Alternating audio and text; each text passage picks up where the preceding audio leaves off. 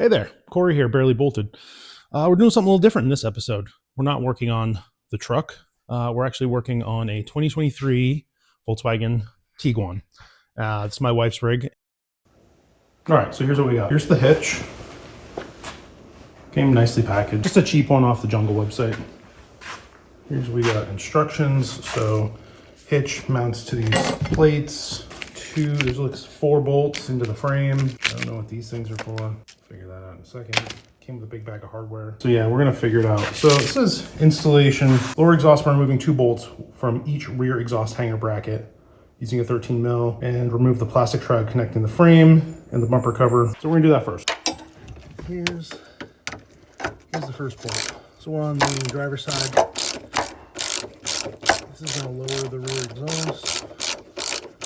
Should be one on the other side.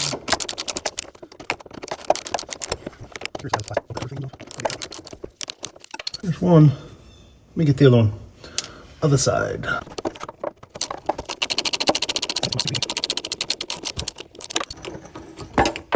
it is. Okay. Number 2. All right, step 1 is almost done. Okay, so we figured out what we need to do. We need to remove this piece right here. So there's T25s. I guess there's 5 of them that go span this length.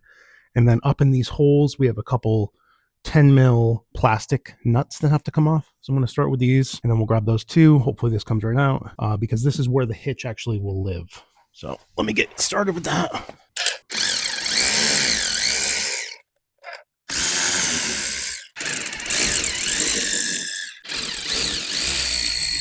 Crazy how much dirt and debris is up in that thing.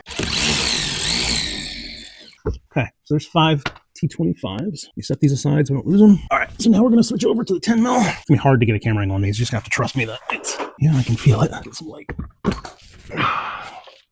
Yep, right there, okay.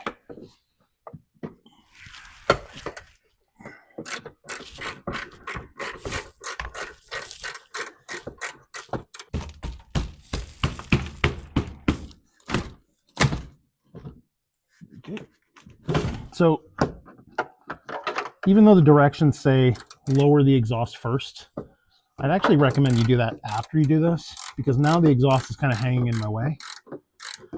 So these are the struggles you go through when you buy cheap stuff off the Jungle website. And to be clear, we're not trying to tow like a trailer or anything like that. This is like bike rack, cargo car. All right, I think we got it. This is crazy. Okay. Supposed to return this to the customer. Okay, lower exhaust, we did that. If present, remove the plastic shroud connecting the frame and the bumper cover and return to vehicle owner.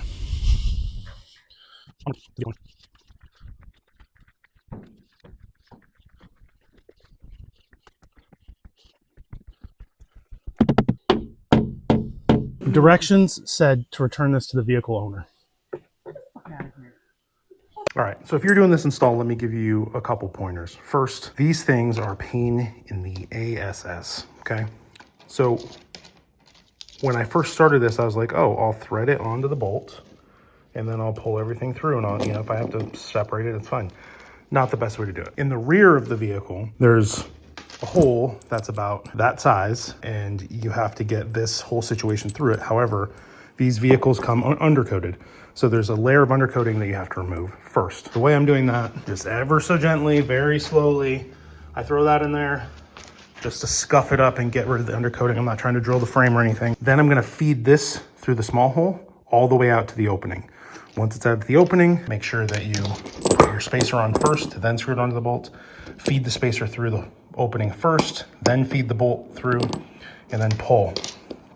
You're gonna have to jostle it a lot. So you're gonna have to pull, and you have to get everything lined up until it wants to put the carriage bolt into the carriage hole. The other thing to point out is if you did what I did and screwed this on ahead of time, because there was a mistake and the directions are shit, when you unscrew it, the spring situation will get stuck. And that's because there's a little burr on the end where the spring ends and it gets stuck on the carriage bolts. If you try to force it or Wreck-It Ralph, you will destroy this, and then that's gonna make your job a whole hell of a lot harder.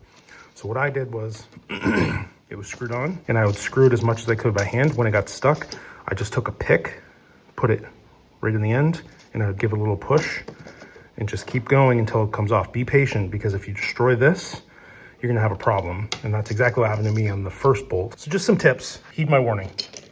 Don't screw these up if you have to use them. Ideally, you would have the factory mounting nuts that are welded to the frame. I don't have those, so. Okay, this is the hardest part of the whole installation. Again, there's your spring, your feeder, right there. Feed it through this back hole. It goes through this channel and out the access port. So now we're gonna put our washer over top of this. I'm gonna take this. Also, you wanna put a bend over here so this doesn't go back through the hole. You take your washer, or spacer, or whatever you wanna call it. Over that, shove that up in the hole. It's fine, leave it. Now grab your bolt. Take this, I'm gonna thread this onto that spring. If I can do this one-handed.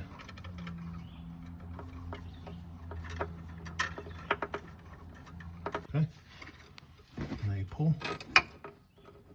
You gotta get this up in there. That takes a little finagling sometimes. All right, now pull our wire. You pull it through the frame, and with any luck, now you gotta, yep, there it is. Now that came through so easy because I pre-drilled this. Again, I used that thing and I just got rid of some of this undercoating. Your other one's super easy because it's got to go here, the access port's here, and this hole is much bigger, so you don't have to get rid of the undercoating on that. It's just in and out, but you still got to use the spring for it. But these back ones, those are the toughies. So I hope this helps. I'm gonna get this other one done and then we'll start getting it mounted up, and I'll show you how we are from there. So we got the plates up there. So I have to torque that one and that one, but now we're mounting up the hitch. So if you're working alone like I am today, use a floor jack and just, you know, because this thing's heavy, man. Like trying to hold that up yourself, forget it. Use a floor jack, let you roll it, move it around a little bit, get everything fitted. Don't tighten anything down yet. These are just hand tight. Do the other side too. Get everything hand tight, everything in place, and then tighten stuff down, because then you'll get the correct fitment. You start torquing these things down, you haven't done the other side, then you're gonna struggle to get the bolts through and it's gonna be a mess. All right, so the hitch is installed. Everything looks good. Everything's torqued to spec. So we got the Tiguan back in. Just flipped it around because we're limited on space with the truck here. We're gonna do an oil change. If you have 6 quarts, OW20, use full synthetic. Got the old Wix filter. Doesn't need a drain plug unless you've destroyed it, because I guess it's a plastic drain plug. To get the filter off, filter is right here. This is a 32 mil. Goes on pretty snug. You're gonna have to pull that off. This just kind of sits here, clips down. Just gently pull each corner until it pops off. You're gonna want a funnel.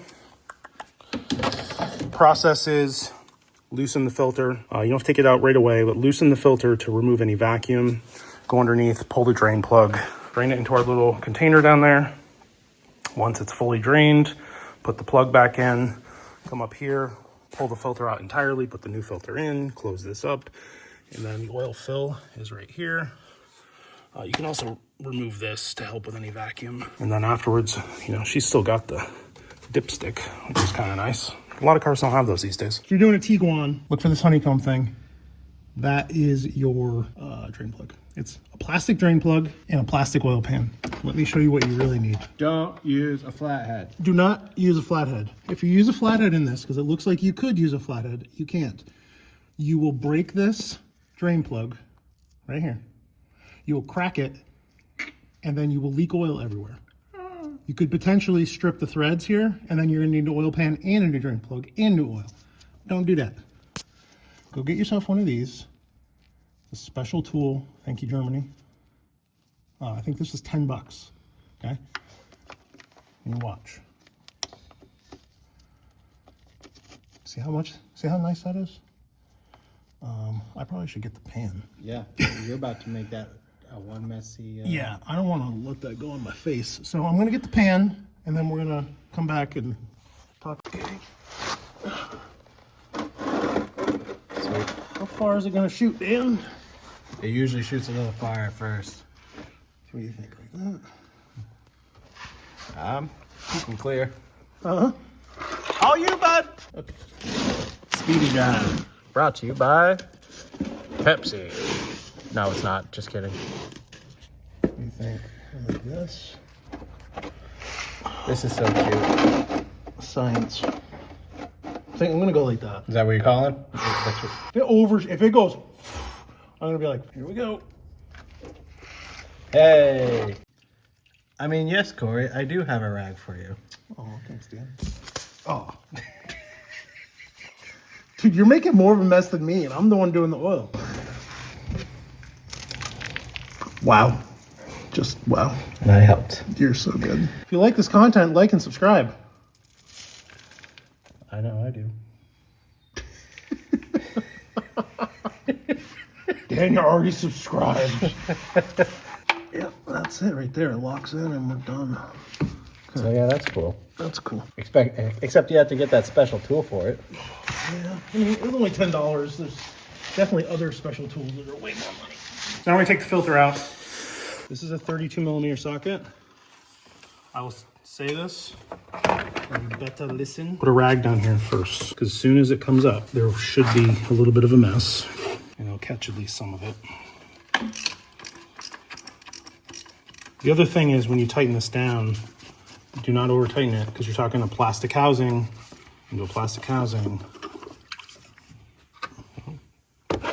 Did you do it? Situation. So this is a cartridge, what they call a cartridge filter. So this is trash. Okay. This engine only has 60,000 miles, but what you want to look at, you take the cartridge filter and then you separate the pieces here, and you shine a light in there, and you look to see if there's any sparklies. And I'm not seeing any sparklies, which is what I would expect. But that will tell you if you have issues inside the engine. Is the sparklies like metal? Yeah, like metal flakes that the oil filter picked up, kept out of your cylinders and all the other stuff. All right, I need a pick.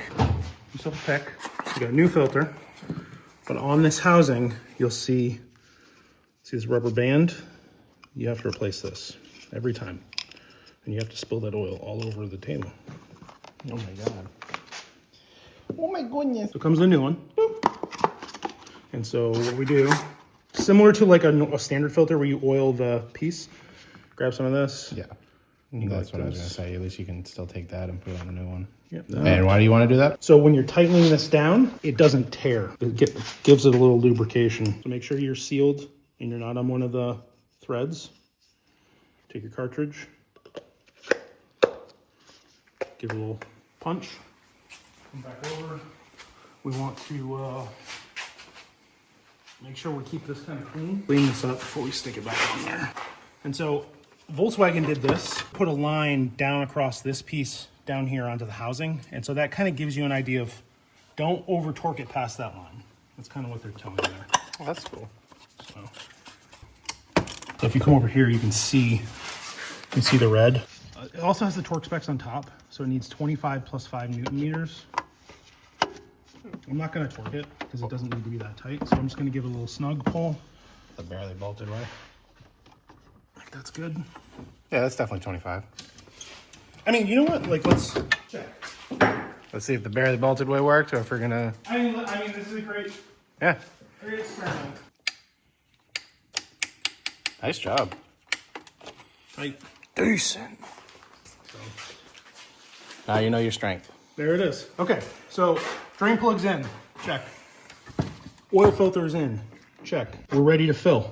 The most important part. Yeah. Supposed to take 6, get a 1 and a 5. Start with the 5. Then we're gonna check it, and then we'll go from there. Also, should go without saying, clean your funnel. Like if this has a bunch of dust in it and stuff, like the oil filter will pick a lot of it up, but just run a rag through it and make sure it's clean.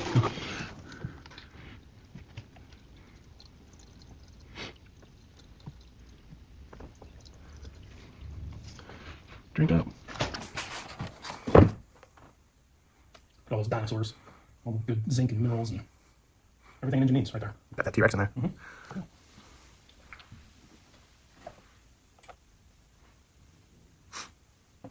Decent. Wait a second. Now the oil This is gonna be a little off because you have to think all the oil was drained out of the engine. We just put new oil in. When we go to pull this, there could be oil all over the stick. You're not gonna get an exact reading, but get an idea.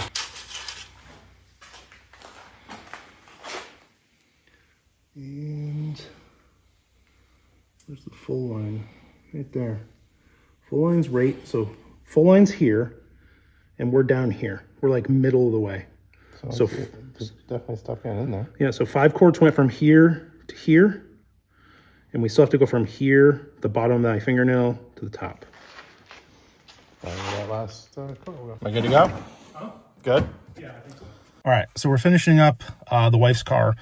We got the oil changed, got the tires rotated, and now we're gonna do a cabin filter. So let me show you how easy this is. And like, the dealerships charge stupid money for this. Like, I remember when I had a Nissan, it was like $110 for a cabin filter. Don't pay that, please. Do this yourself. It's so affordable. So this is what we got. All right, so cabin filter's behind the glove box. Open it up. There's a tab here. Another tab here. Then it'll drop down. Oops, don't do that. I gotta pick all that up. And then down here, the cabin filter resides behind here. There's 3 tabs, here, here, and here. It kind of takes 2 hands. The best way to do it is to pull kind of on this side, and then with the other hand, slowly pull these off. So there's that. So pull this out. There's your cabin filter. And then when I pull this out, and that's probably what yours is gonna look like. It's all gnarly. And just mind the airflow arrows. So this is pointed down. There's our new one. So airflow pointed down, just like this one, that Denso one. So we're gonna take this, shove it back in there. That's installed. And then we put our cover back on.